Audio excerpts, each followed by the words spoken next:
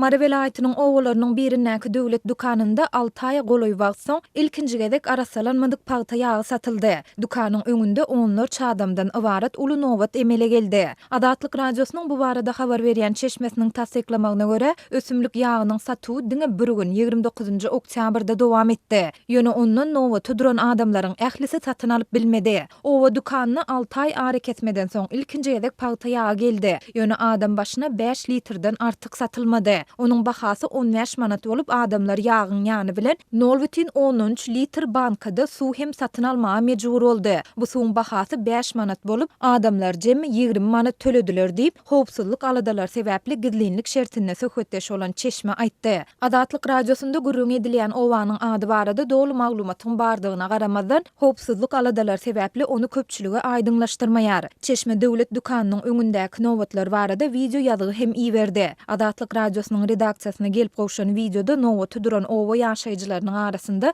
dürli ýaşdaky aýallaryň, şol sanda gartaşan zenanlaryň, ortaça 6-14 ýaş aralygyndaky çagalaryň onlarçasyny we olaryň öz ýany bilen 5 litrlik boş plastik gaba alyp barandygyny görse bolýar. Çeşmäniň sözlerine görä ýagyň satyljakdygyny eşiden owa ýaşaýjylary daňdan nowaty durup başlady. Adamlar öz nowatynyň ýetmegine azyndan 5-6 saat garaşmaly boldy. Bu bolsa nowaty duran adamlaryň arasynda dawa jenjeliň döremegine, käbiriniň huşuny ýitirip çaşmagyna sebäp boldy. Nowatda duran aýallaryň biri çaşanda onuň ýüzüne suw sepip açdylar. Mundan başga käbir adamlar nowatyň üstüne uruşdylar. Sebäbi dukana 10 adamdan salyp ýag satdylar. Dukana girip bilen adamlar ýag satyn alyp bildiler. Ýag gişlige çenli satylsa-da onu nowatdaky adamlaryň ählisi satyn alyp bilmedi diýip Çeşme bellidi. Aýdylmagyna görä ýagyň haçan täzeden satyljakdygy barada maglumat ýok. Yerli resmiler ne onuň haçan gaýtadan satyljakdygy, ne de satywa çykarylmadygynyň sebäpleri barada zat aýdýarlar.